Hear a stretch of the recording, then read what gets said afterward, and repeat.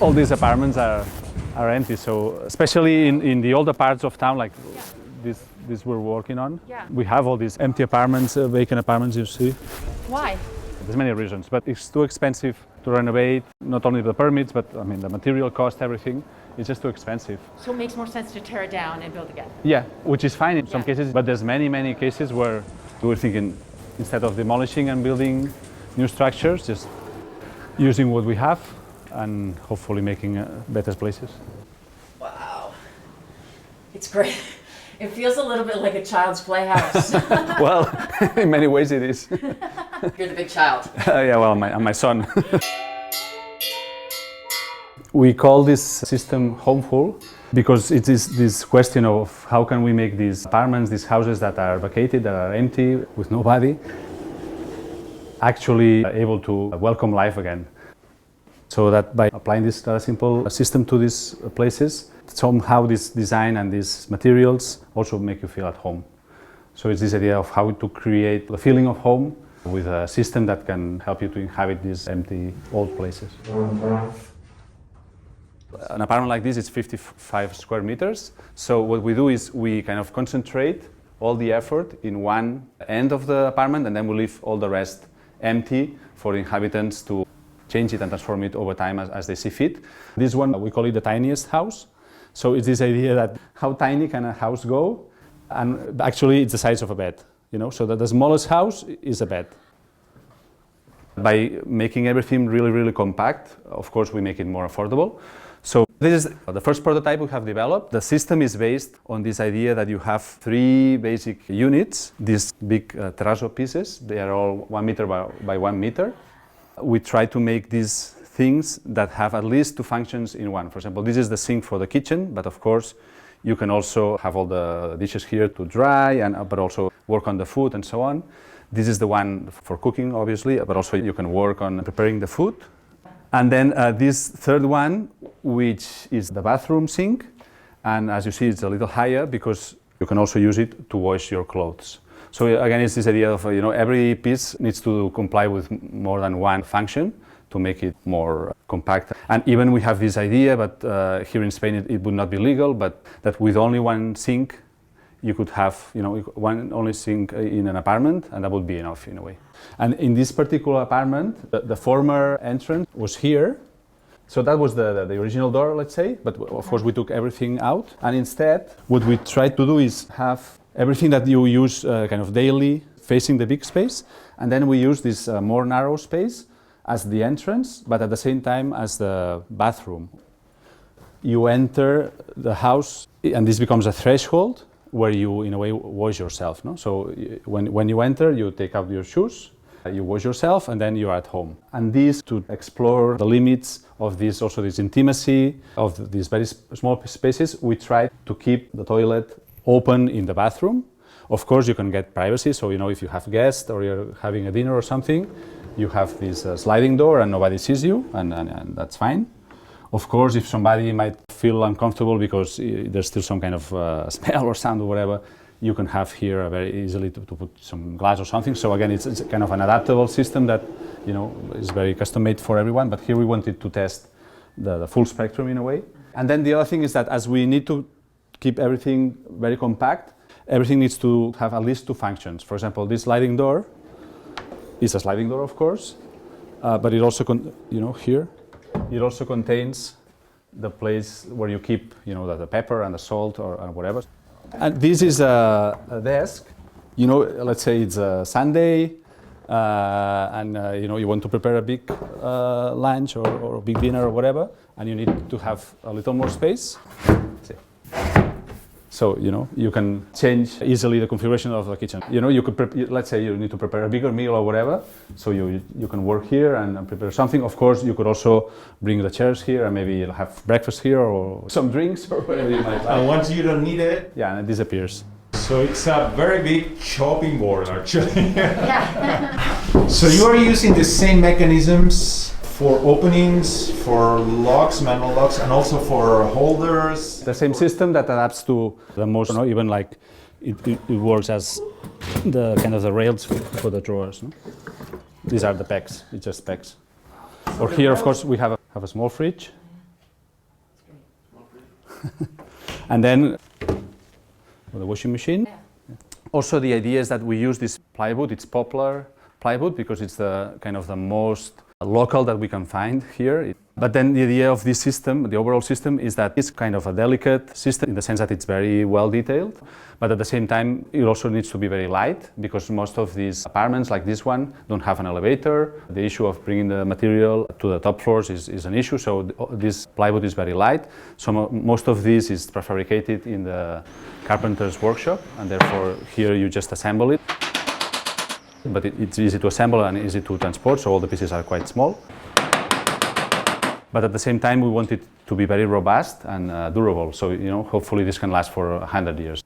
Our principle is that first, everything needs to give you the basics. And then everything that can be moved, like this, or can be reconfigured, like this desktop that we saw before, or even like this waste bin that also has some wheels and you can move around. These things, it's if you want to, on a bigger cycle, maybe on a weekly cycle. And this can be moved, and then, so it can also give you different configurations of the kitchen.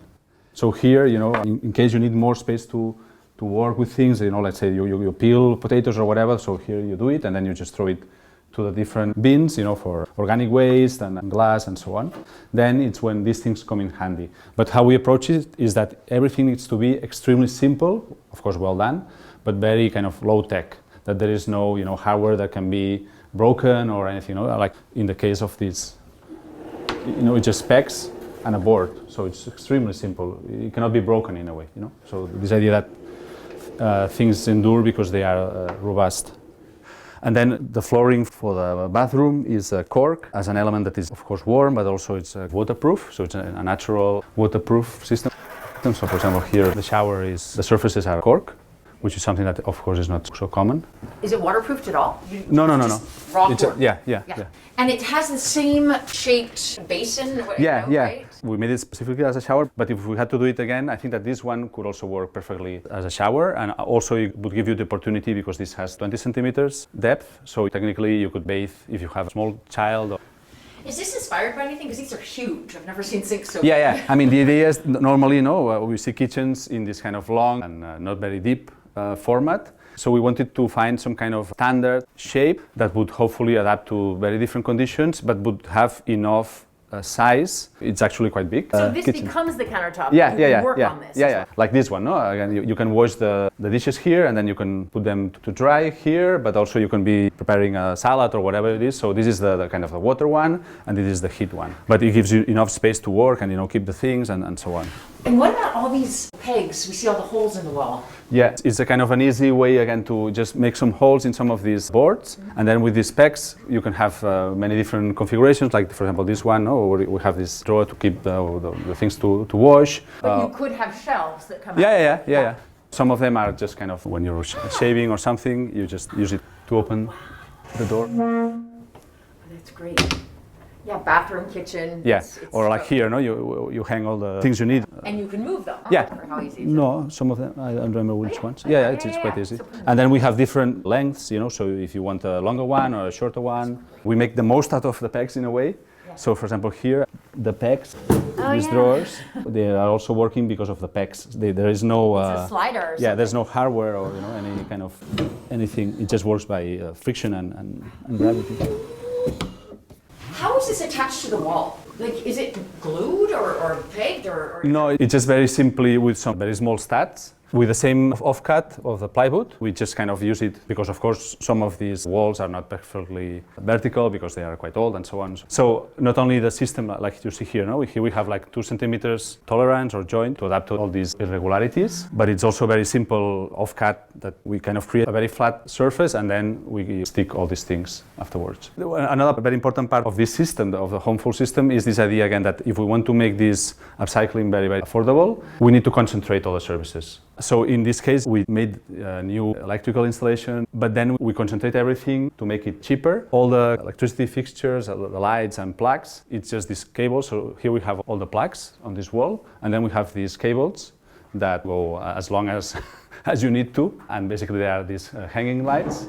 You can just unplug it and plug it somewhere else. but also like these hanging plugs. And of course, somebody might need maybe more lights and less plugs and so on. So that way you didn't wire the walls? No. So everything is kind of open locally, you know. You can turn them on.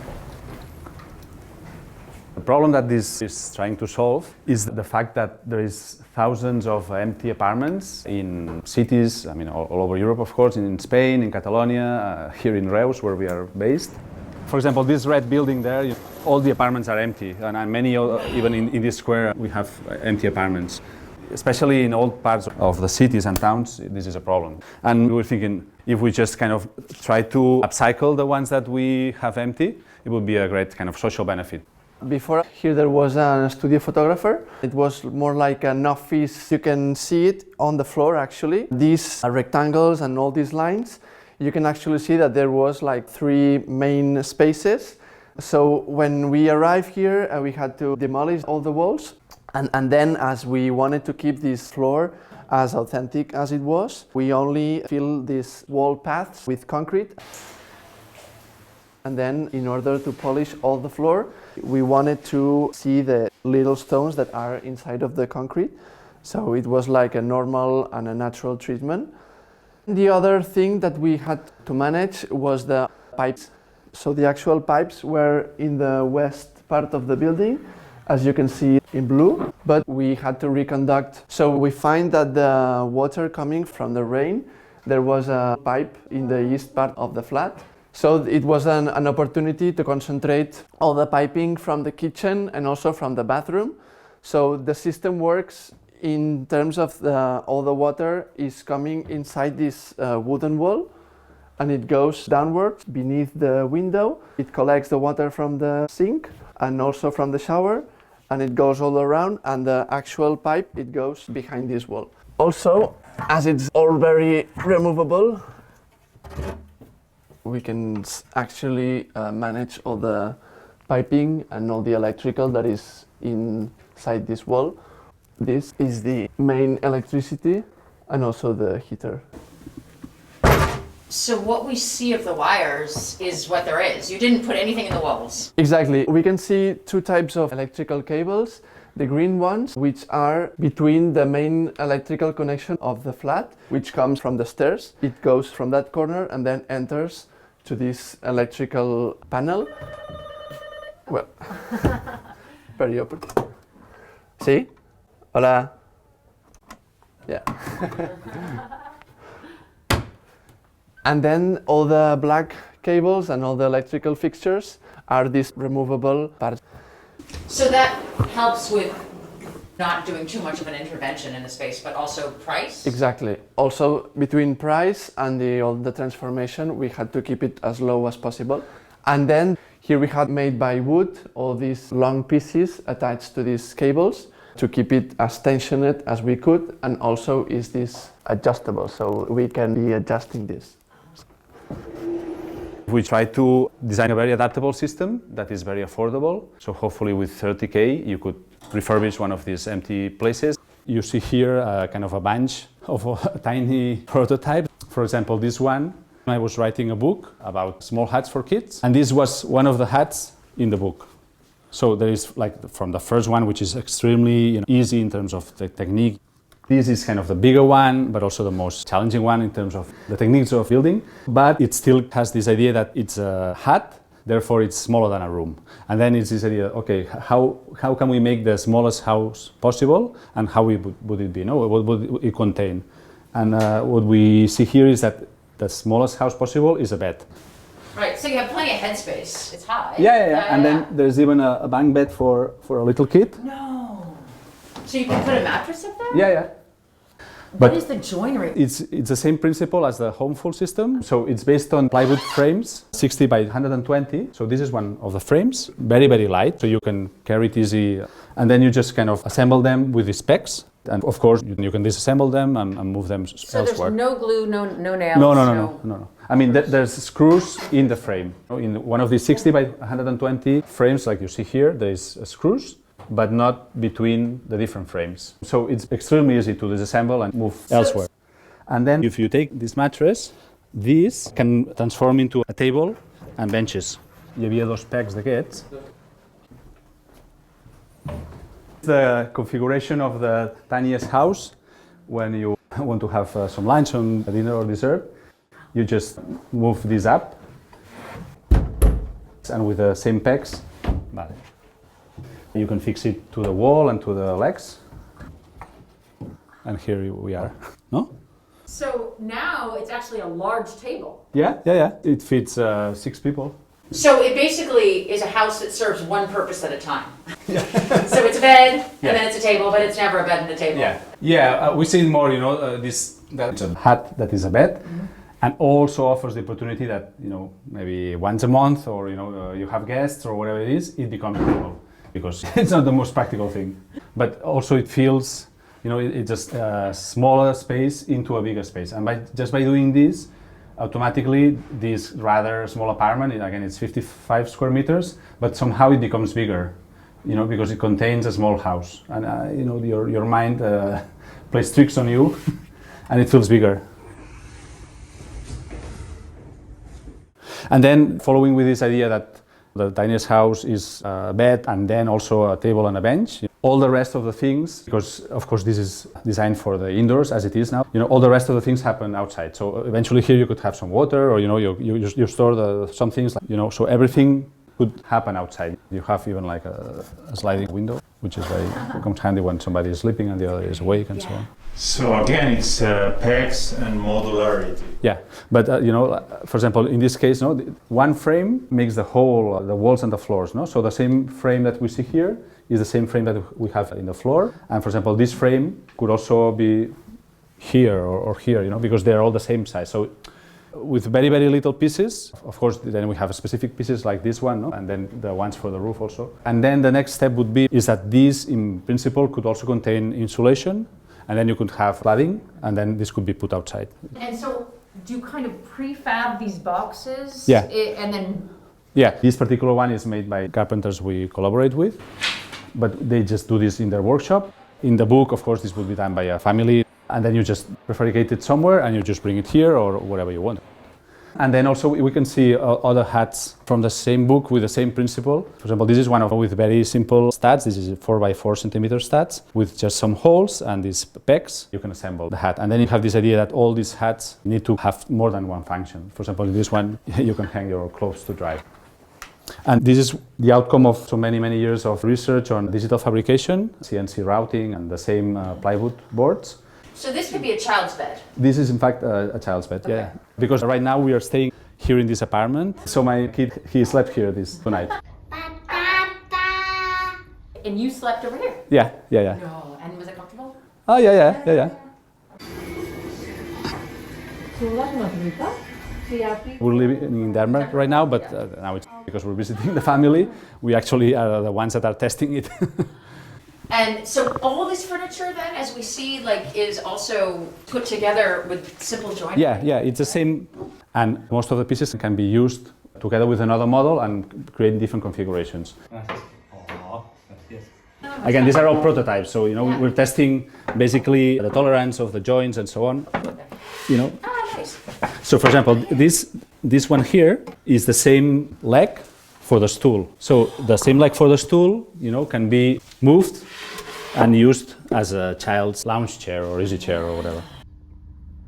So with the minimum pieces possible, each piece has at least 2 uses or belongs to different models. No? Yeah, this is a chair. These 2 pieces here, they also belong to a hut. So this actually becomes the roof of a hut, and this becomes the wall. This is also, as this one, no? This is also the wall and the roof of a tiny hut. And then these can also be used, for example, for the bench, no? It's the same piece. And of course, the good thing about this system is that actually, once people, get 2 or 3 models, a little bit like Lego, no? They can start creating their own configurations because it's an open system. The joints, they work together with the different parts. This is the chair, but these also are legs for a smaller tool. So if you put these 2 legs with this top, you get a shorter stool. And this is something that this material and CNC routers allow us to do, because it's just by geometry, they can join, there's no glue, no nails, and it's this idea of the infinite assembly and reassembly. The idea is that all these things, they're very, very light, this plywood is quite light, also fit, each model fits a pallet, so it's extremely easy to transport.